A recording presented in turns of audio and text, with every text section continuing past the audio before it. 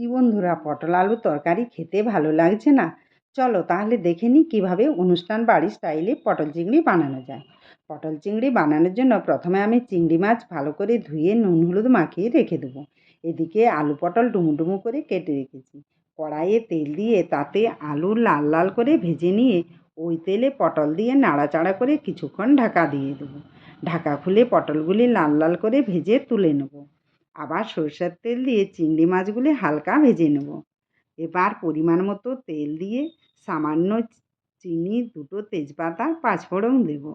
ফোড়ন থেকে হালকা সেন্ট বেরোলে পেঁয়াজ কুচি দেবো।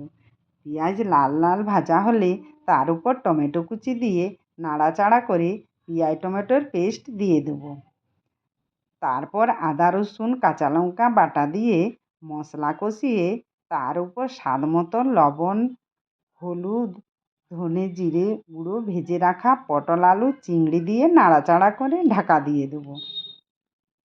আগে থেকে কাজু, চারমগজ, দই পেস্ট দিয়ে কষিয়ে তার উপর জল দিয়ে কিছুক্ষণ ঢাকা দিয়ে দেবো।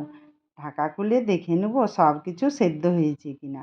এবার উপর থেকে ঘি ও গরম মশলা মিশিয়ে নামিয়ে নিলে তৈরি হয়ে গেল আমার দারুণ সুস্বাদু সুন্দর পটল চিংড়ি।